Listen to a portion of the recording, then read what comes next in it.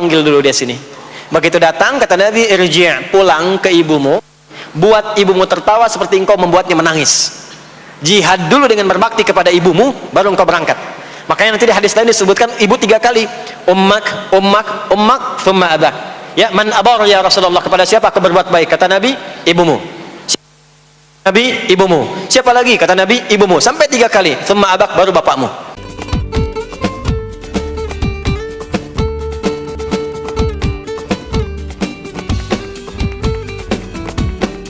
Masya Allah, Pontianak, Kalimantan Barat.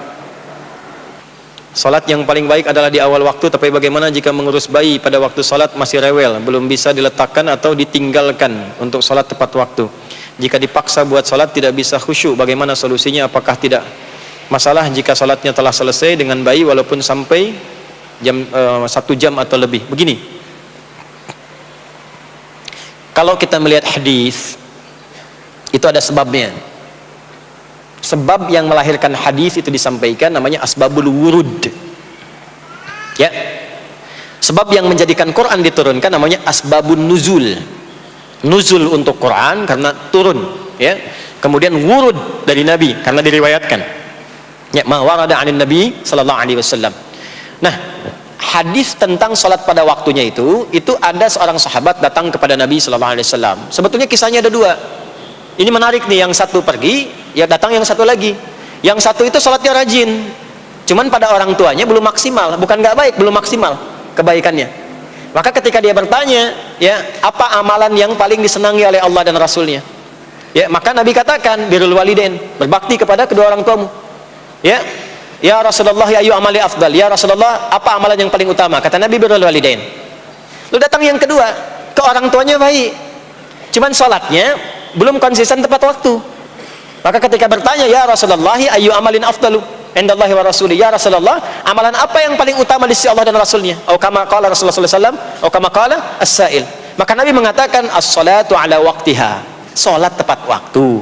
Salat tepat waktu. Maksudnya kamu ke orang tua udah bagus, ke ibu kamu memuliakan, ke ayah kamu luar biasa. Cuma kemuliaan itu juga harus kamu lakukan takrimnya kepada Allah. Salat tepat waktu. Ya, jadi dasarnya seperti itu. Di salat tepat waktu itu diantara amalan yang sangat dicintai oleh Allah dan Rasulnya dalam kondisi yang normal dan standar. Dalam kondisi yang, ya, kita dilibatkan pada kondisi tertentu yang tidak ideal, tidak standar, maka adalah bab fikih namanya mustasnayat, pengecualian, disebut dengan darurat. Maka kaidahnya berbunyi ad-daruratu tubihul mahdhurat. Darurat itu menjadikan yang tadinya tidak ideal menjadi boleh, bahkan terkadang wajib dilakukan. Yang kalau dipaksakan ikut ke konsep awal jadi dosa. Contoh, sebelum ke ibu tadi, ada yang dokter di sini. Misal, dokternya akan melakukan tindakan. Tindakan itu berlangsung dari mulai jam 1 sampai ke jam 7. 6 jam tuh operasi. Dia ikut tuh dari zuhur, sudah bisa zuhur. Tapi kan akan lewat asar. Maka sekalipun dia bukan di sekalipun bukan di perjalanan, dia jamak zuhur dengan asarnya. Jangan sampai ketika dia sedang membedah, lihat jantungnya, baru mau solusi diberikan tahapan-tahapan pengobatan, asar berkumandang, Allahu Akbar, Allahu Akbar, sholat tepat pada waktunya. Mohon maaf ya, sholat dulu. Itu bisa celaka, itu bisa celaka. Ya, maka yang dilakukan apa? Dia jamak sebelumnya, dia jamak dengan asar, ya selesai itu dia dapatkan maghrib nanti. Nah, itu seperti ibu ini yang ada bayi, perempuan itu disunnahkan sholatnya berjamaah, ditunaikan ke masjid sepanjang ada 3 hal yang telah selesai urusannya. Yang pertama apa? Selesai urusan kewajiban dengan anaknya yang Allah titipkan melalui ibu itu. Jadi ada pekerjaan perempuan yang nilainya tinggi di hadapan Allah, dan itu jihadnya nilainya tinggi, dan lebih tinggi dibandingkan dengan seorang anak yang berjihad, berjuang di secara militer. Bahkan nanti ada kisah di Al-Adabul Mufrad karya Al-Imam Al-Bukhari, seorang anak muda sudah ke medan perang. Lalu sahabatnya mengadukan kepada Rasulullah, ya Rasulullah sallallahu alaihi wasallam, si fulan ibunya sedang menangis sekarang, menangisi si fulan yang pergi berangkat ke medan perang itu. Kata Nabi, panggil dulu dia sini. Begitu datang, kata Nabi, irji', pulang ke ibumu, buat ibumu tertawa seperti engkau membuatnya menangis. Jihad dulu dengan berbakti kepada ibumu, baru engkau berangkat. Makanya nanti di hadis lain disebutkan ibu 3 kali, ummak, ummak, ummak, thumma abak. Ya, man abar ya Rasulullah, kepada siapa aku berbuat baik? Kata Nabi, ibumu. Nabi, ibumu. Siapa lagi? Kata Nabi, ibumu. Sampai 3 kali. Thumma abak, baru bapakmu.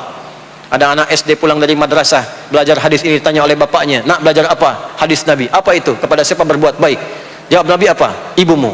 Lalu apa? Ibumu. Lalu apa? Ibumu. Lalu apa? Bapakmu. Berapa kali ibu disebutkan? 3 kali. Bapak berapa? Sekali. Coba kasih tahu ibumu yang ada di dapur, ibu disebutkan 3 kali, bapak sekali. Dia berangkat. Jadi 3 kali. Kenapa 3 kali disebutkan? Konfirmasi ditafsir oleh Sayyidina Ali bin Abi Thalib karamahullah wajah. Kata Sayyidina Ali, dan beliau jenius, termasuk jenius matematika. Sayyidina Ali bin Abi Thalib buka kitab namanya Al-Jawahir, karya Syekh Tantawi Jauhari. Di kitab jilid yang terakhir itu ada tentang kejeniusan Sayyidina Ali yang memecahkan masalah matematika dengan pendekatan Al-Quran. Saya balik ke yang tadi. Kata beliau, seorang ibu dimuliakan 3 kali di hadis dibandingkan laki-laki karena ibu punya 3 keistimewaan yang tidak dimiliki laki-laki. 1, mengandung, laki-laki tidak. 2, melahirkan, laki-laki tidak. 3, menyusui, laki-laki tidak. Maka ketika ada seorang ibu tengah mengandung, melahirkan, dan menyusui, itu dimuliakan oleh Allah, perjuangannya jihad. Dan dalam masa-masa itu, mendidik awal-awal di awal itu ada toleransinya, ada daruratnya. Jadi kalau anak menangis butuh perhatian, dan itu bagian dari kewajiban, jangan dipaksakan kemudian, mohon maaf, tinggal dulu, berangkat dulu ke masjid, pulang lagi, anak dalam keadaan haus, tertinggal, jauh dari kasih sayang, itu nanti bisa berhukum dosa di dalamnya. Maka ada toleransinya. Kapan keutamaannya? Ketika dia sudah mulai bisa menenangkan anaknya. Ya, tenangkan, selesai, dia tunaikan sholatnya. Dan itulah waktu sholat yang ideal bagi seorang ibu yang punya kebutuhan di dalamnya. Kedua, bila aman dari fitnah di jalan. Ketiga, bila ada space untuk perempuan. Kalau itu terpenuhi 3-tiganya, maka silahkan berangkat ke masjid. Tapi kalau tidak ada satu di antara 3 itu, jangan paksakan. Maka keutamaannya adalah di rumahnya. Maka sama nilainya dengan yang ke masjid. Hadisnya sahih. Hadisnya sahih. Seorang perempuan Ansar datang kepada Nabi Sallallahu Alaihi Wasallam mengadukan tentang keadaan diri dan teman-temannya. Jadi istilahnya dia sudah rapat dengan teman-temannya. Tolong tanyain dong sama Nabi, enak banget jadi laki-laki, ke masjid bebas, jihad bebas, haji bebas tanpa mahram. Tanyain dong. Maka diutuslah seorang perempuan mewakili teman-temannya itu. Maka ketika mengadu kepada Nabi, kata Nabi, sampaikan pada teman-temanmu itu. Bingung perempuan itu, karena nggak pernah cerita kalau dia diutus. Kata Nabi, sampaikan pada teman-temanmu itu apa yang dilakukan oleh laki-laki, suami-suamimu di luar rumah, sepanjang engkau ridha dan engkau punya tanggungan mengerjakan di dalam itu. Kama qala Rasulullah SAW, maka apa yang dikerjakan suami di luar rumah, engkau mendapatkan pahala yang sama tanpa dikurangi sedikit pun. Suami ke masjid, sholat subuh berjamaah, ibu tidak memungkinkan keluar karena ada tanggungan, disiapkan keperluan suami, berangkat, titip ridhonya, minta didoakan kepada Allah. Itu pahala suami sholat di masjid, ibu mendapatkan yang sama tanpa dikurangi sedikit pun. Ya. Dan lebih dahsyat lagi hadis yang lain, riwayat Abu Hurairah, idza maridal abdu atau kama qala Rasulullah sallallahu alaihi wasallam, qala Rasulullah sallallahu alaihi wasallam kama qala idza maridal abdu aw safar kutiba lahu mithla ma kana alaihi muqiman sahiha. Jika seorang hamba sakit atau safar berpergian, ya, atau dalam kondisi yang uzur, tidak bisa menunaikan amalan rutinnya saat dia sehat dan sedang mukim. Saat sedang sehat, sholat sunnah, tahajud, ya, baca Quran. Tiba-tiba apa? Anda safar, nggak bisa sholat sunnah, karena yang fardu pun dikosor. Ya, makanya jangan terlampau soleh ya. Ya, kalau sedang safar kan yang fardu aja dikosor, masa mau ditambah dengan sunnah lagi? Walaupun tidak dilarang, gitu kan? Walaupun tidak dilarang. Anda biasa puasa sunnah Senin, karena safar Anda buka. Itu karena kebiasaan Anda menunaikan puasa. Saat safar tidak puasa, pahala puasa tetap diberikan sempurna walaupun tidak puasa. Hadis sahih. Berbahagialah seorang ibu. Ibu biasa dalam masa sucinya, baca Quran, puasa, sholat sunnah. Tiba-tiba muncul masa haidnya. Begitu masa haid itu tiba, nggak baca Quran, nggak sholat, itu pahala bacaan Quran dan sholat sunnah dan yang lainnya diberikan sempurna tanpa dikurangi sedikit pun. Makanya kalau sedang masa suci, ibu, perbanyak amal soleh.